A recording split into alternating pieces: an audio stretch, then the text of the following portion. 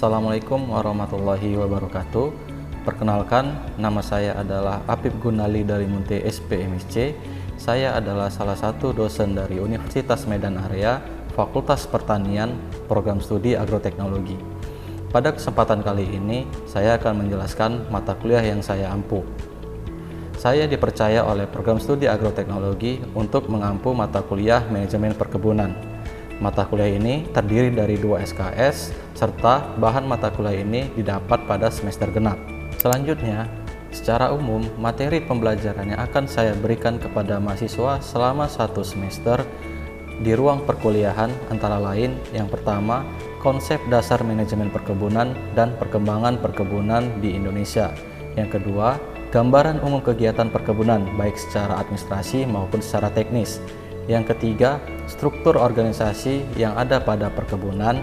Yang keempat, aspek legalitas atau perizinan yang harus dimiliki oleh perkebunan di Indonesia. Yang kelima, pengelolaan sumber daya manajemen operasional berupa pembukaan lahan, pembibitan, pemeliharaan tanaman belum menghasilkan dan tanaman menghasilkan, serta pemanenan. Dan terakhir, bagaimana sistem pelaporan dan pengawasan pada perkebunan di Indonesia. Capaian mata kuliah ini nantinya diharapkan mahasiswa mampu mengelola berbagai sumber daya yang ada di perkebunan, serta sebagai bahan pedoman ketika nanti mahasiswa bekerja di dunia perkebunan.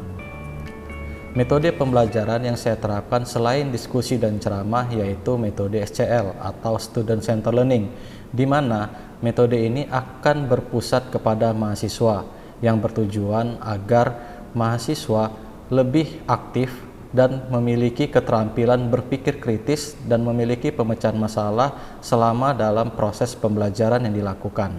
Materi ini nantinya dapat dilihat maupun diakses oleh mahasiswa melalui website www.elearning.uma.ac.id. Kemudian, untuk evaluasi pembelajaran mahasiswa, dilakukan sistem penilaian yang dibagi menjadi 4 kategori dengan bobot presentasi sebagai berikut. Yang pertama, partisipasi atau kehadiran sebesar 10%. Yang kedua, tugas mandiri ataupun tugas kelompok sebesar 50%. Yang ketiga, ujian tengah semester atau UTS sebesar 15%. Dan terakhir, ujian akhir semester atau UAS sebesar 25%. Untuk sistem penilaian ini juga dapat diakses oleh mahasiswa melalui website www.aoc.uma.ac.id. Nah, berikut cuplikan proses pembelajaran yang saya laksanakan secara luring atau tatap muka di ruang perkuliahan. Selamat menyaksikan, terima kasih. Baik, Assalamualaikum warahmatullahi wabarakatuh. Waalaikumsalam warahmatullahi wabarakatuh. Selamat pagi semuanya. Sebelum kita mulai mata kuliah kita pada pagi hari ini, alhamdulillah kita berdoa menurut keyakinan kita masing-masing. Berdoa dimulai.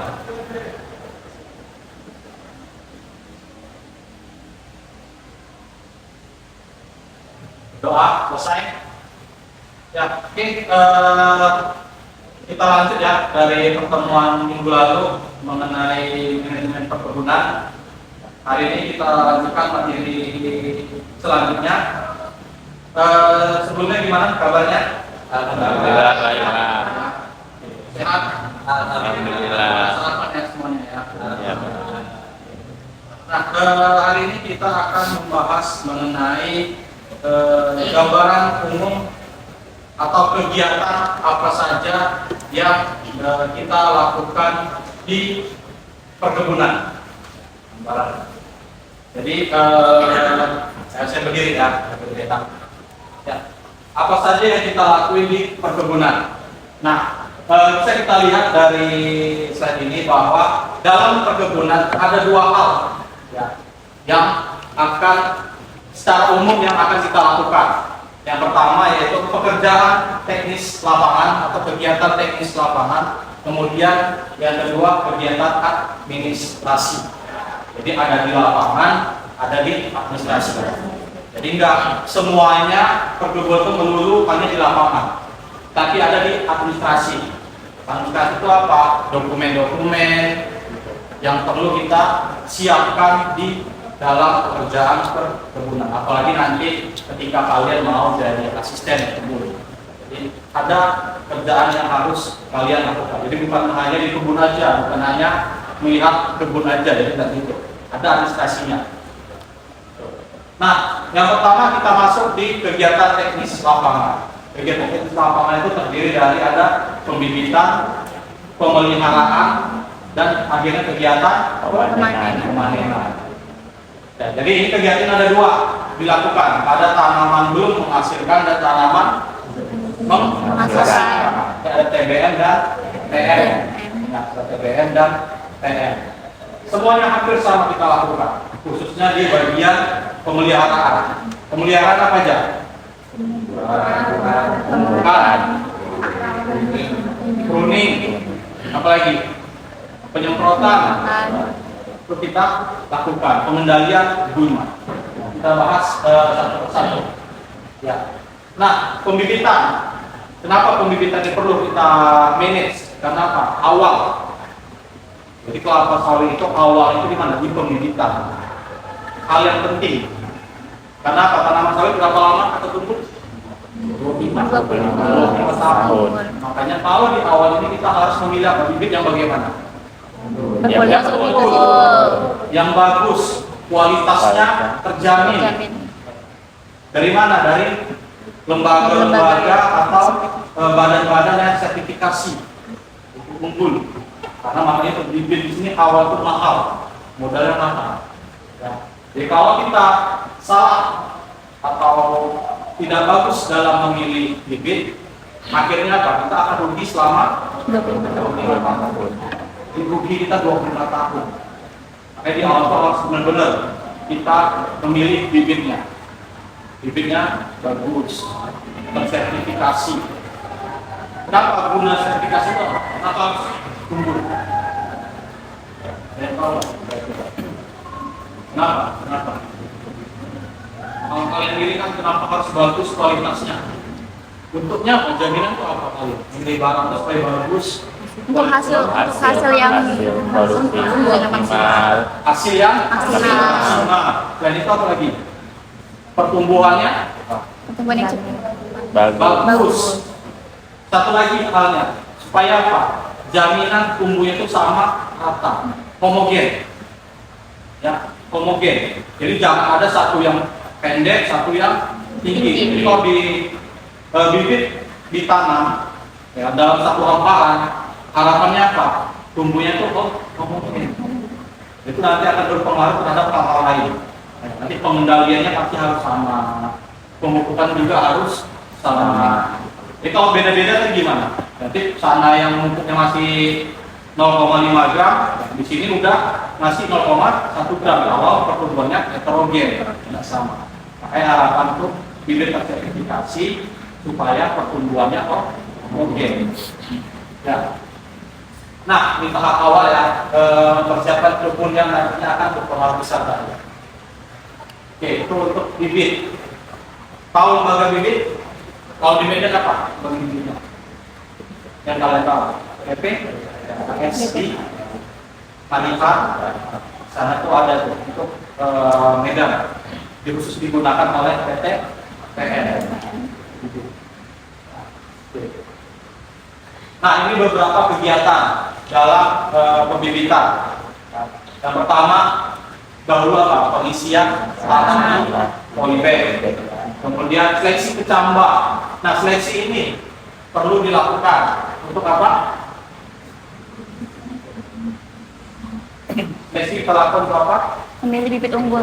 Memilih bibit yang unggul. Kemudian apa lagi? Menyingkirkan bibit-bibit yang tidak bagus, tidak layak. Tidak layak. Bibit yang tidak bagus itu gimana? Tidak kuat. Daunnya kuning-kuning. Daunnya berwarna kuning. Batang yang kecil. Batangnya kerdil. Nah, kita lakukan seleksi itu. Jadi tidak ada jaminan bahwa bibit itu 100% akan tumbuh semua dengan bagus, tidak ada jaminan. Bahkan kalau kalian beli bibit tersertifikasi, ya, itu jaminan tumbuh 100% itu nggak ada mereka. Tapi berapa? Biasanya itu sekitar 90 sampai dengan 95% itu untuk tumbuhnya. Makanya harus bagus, dan biasa bibit itu mahal. Kalau kalian katakan bibit Marina PPKS Medan itu sekitar 8.000 per biji atau per butirnya, itu 8.000. Beda kalau kalian ambil sembarangan atau tidak ada lembaga yang tersertifikasi, ya mungkin harganya cuma 5.000, 3.000. Karena apa? Tidak ada Jaminan. Karena apa dia bisa menjamin apa? Karena dia bisa menjamin bahwa bibit ini akan sama tumbuhnya besarnya kayak induknya. Induknya yang bagus dari diambil, nah itu mereka yang memvalidasi bahwa bagus. Nah, kemudian penanaman kecambah. Nah, dalam kelapa sawit kita penanaman itu ada 2 tahap. Ya, yang pertama di pre-nursery, kemudian di pre-nursery. Pre-nursery berapa bulan? Berapa bulan? Ada 3 bulan. Sedangkan nursery 4 sampai dengan 12 bulan. Jadi ini pembibitan itu ada 2 tahap, di pre-nursery dan di pre-nursery. Sebelum pada akhirnya nanti pindah bibit atau pindah tanam di lahan yang sesungguhnya, di mana dia akan ditumbuh. Jadi biasanya tuh di pembibitan pada satu lokal luas pembibitan di situ dulu dibuat semua. Lewati pre-nursery, lewati nursery, kemudian baru dipindah ke tanam, pindah ke lahan. Dan situlah baru mereka akan tumbuh selamanya di 25 tahun. Jadi kalau di pre-nursery sama di pre-nursery ini masih di polybag, dia belum pindah lahan, pindah tanah, pindah lahan, masih polybag. Ukurannya beda. Kalau di pre-nursery mungkin kita masih menggunakan polybag yang kecil, sedangkan di nursery sudah polybagnya besar. Karena kalau di nursery itu tumbuhnya itu udah mungkin udah setinggi kita, pas setengah badan kita, baru pindah tanah. Nah ini kan konsolidasi. Nah dalam pembibitan ini kita lakukan apa? Pemumpukan, pemilihan hama, seleksi tadi, ya. Tetap kita lakukan pemumpukan. Bibit itu perlu dipupuk juga. Pupuknya apa? Organik maupun Anorganik. Pupuk kimiawi. Kalau kalian pernah dengar urea, NPK, nah itu semuanya pupuk kimia.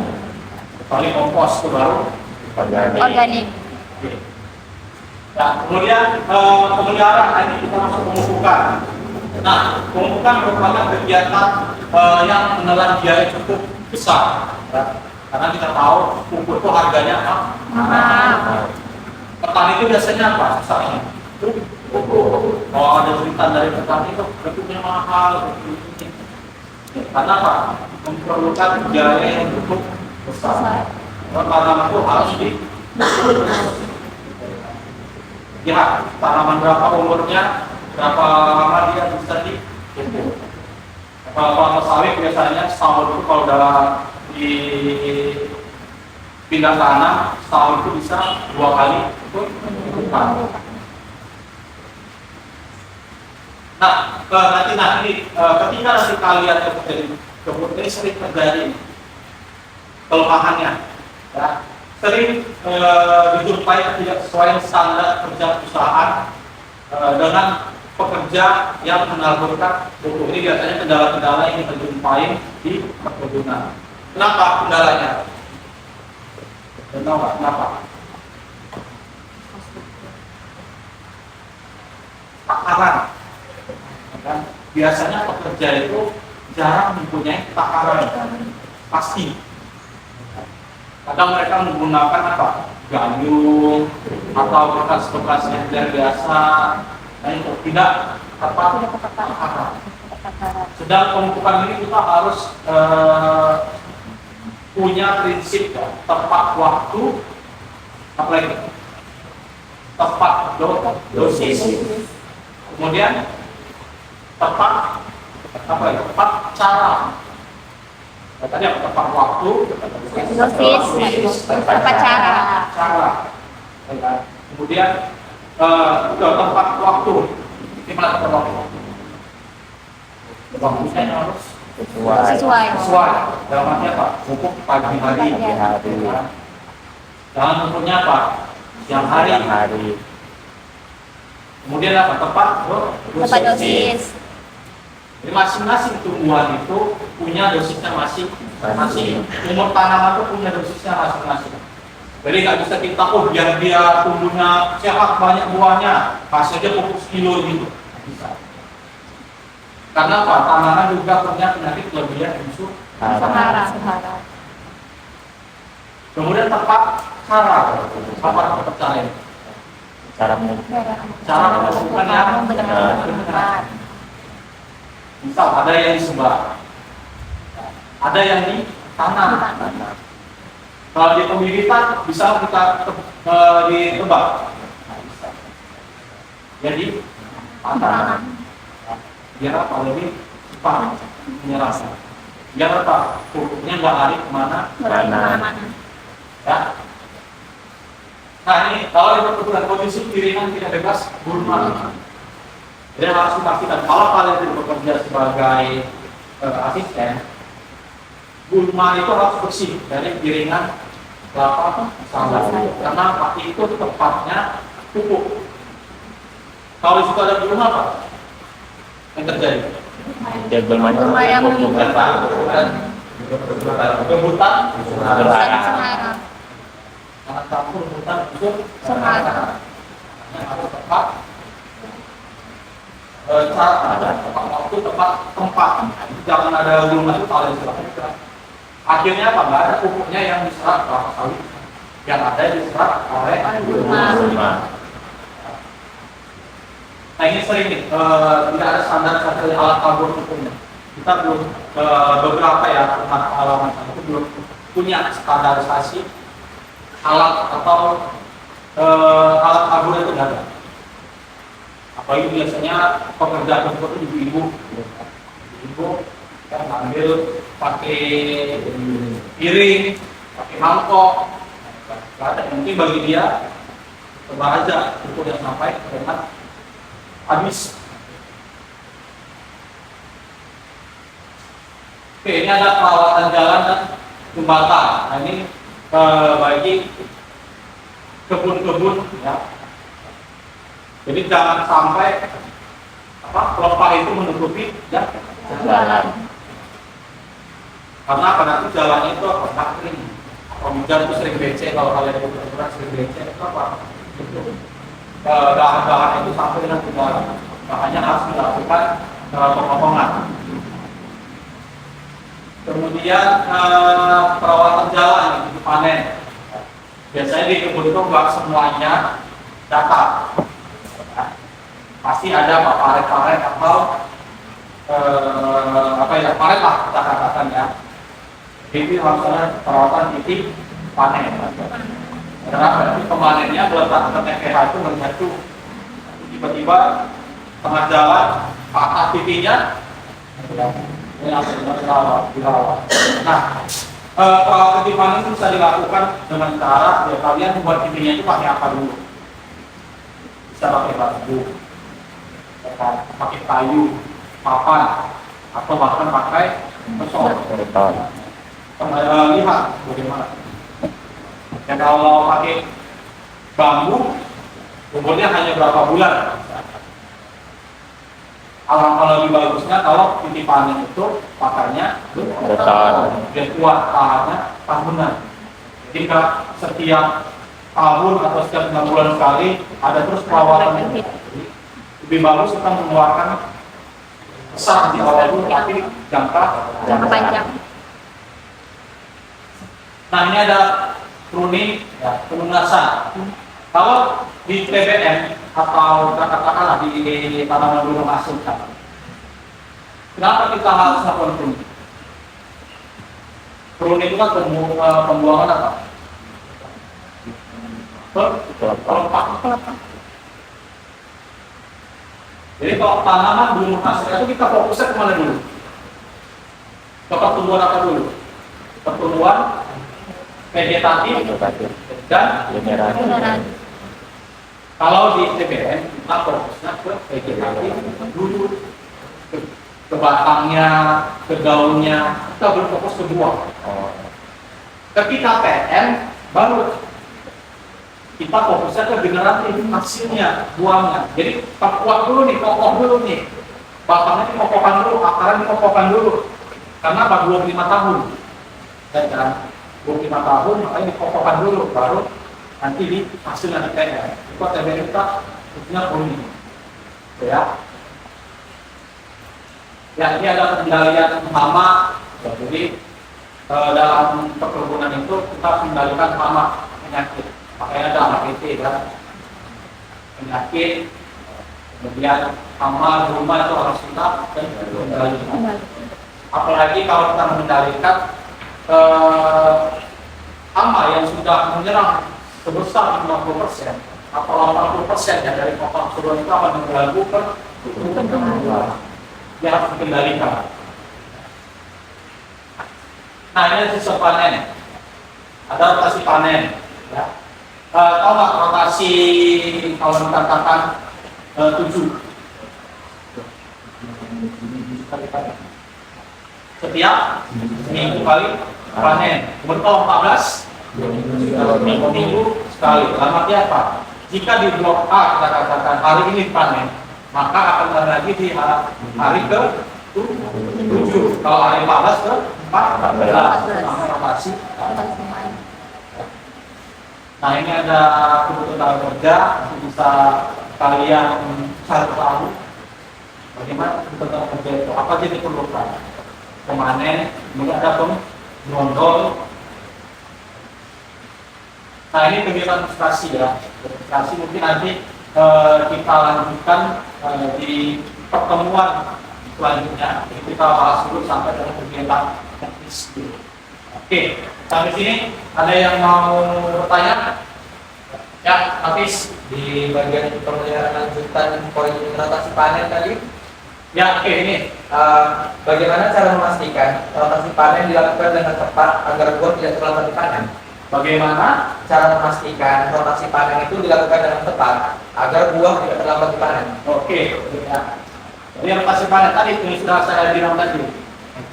Jadi kalian harus punya pencatatan. Itu dulu yang pertama. Pencatatan. Ya. Di mana tadi saya katakan, misal di blok A itu dipanen hari Senin. Hari ini, hari Senin. Ya. Maka kalian harus tahu nih, kapan lagi di blok ini akan dipanen. Berarti di hari ke-7. Hari ke-7 kalian harus tahu ini harus dipanen. Karena apa? Buah itu akan matang. Mereka akan tahu buah itu akan matang di selama 7 hari. Jadi hari ini dihabiskan semua buah-buah yang matang. Kemudian itu dilakukan pencatatan. Oh, di blok ini dipanen di hari Senin misalnya. Maka Senin depan itu kalian harus datang lagi. Itu akan menghindari bahwa buah-buah itu terlambat panen maupun terlambat kelebihan waktu panen. Kalau nanti kelebihan nanti pengaruhnya ke mana? Ke asal bunga bebasnya, ke rendemennya. Jadi minyak itu akan tinggi, asal bunga bebasnya akan tinggi kalau telah panen. Pabrik itu akan males kalau udah buat kematangan akan males, akan berpengaruh ke ALB-nya. Makanya harus tadi membantu kegiatan administrasi tadi. Jadi nggak mungkin kita harus melakukan pencatatan. Jadi nggak hanya semata lakukan di lapangan aja. Tahu jadwal timingnya ada. Oh, ini 7 hari panen.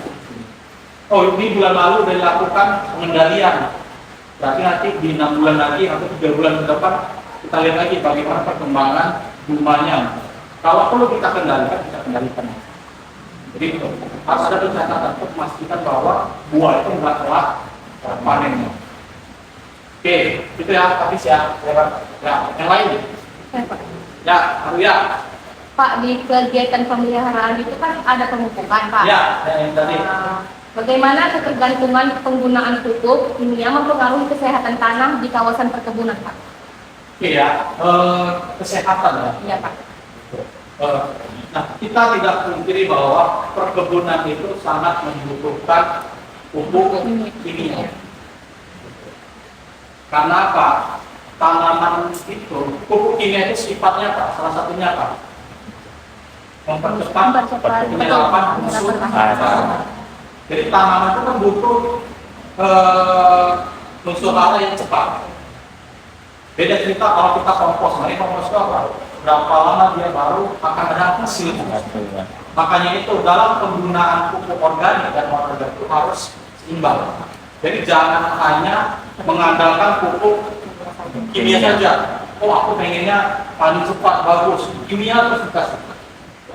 Oke, lama hasil bagus, tapi lama-kelamaan apa? Tanahnya akan rusak, terdegradasi mana? Ya, rusak. Makanya nggak bisa selamanya pupuk kimia yang diandalkan. Makanya harus ada pupuk kompos. Kita nggak mungkin memang kita butuh, cuma kita harus menyeimbangkan dengan kompos. Oke, ada lagi? Ada lagi? Ya. Kalau tidak ada lagi, saya rasa demikian ya, cukup ya hari ini ya. Nanti kegiatan administrasi kita lanjut di pertemuan minggu depan. Karena ini memang banyak yang harus kita bahas. Jadi nggak hanya melulu mengenai lapangan aja. Kita harus siap, administrasi kita harus siap. Oke, kalau tidak ada lagi yang mau bertanya, saya rasa cukup untuk hari ini. Demikian saya akhiri. Assalamualaikum warahmatullahi wabarakatuh. Selamat pagi semuanya. Waalaikumsalam warahmatullahi wabarakatuh.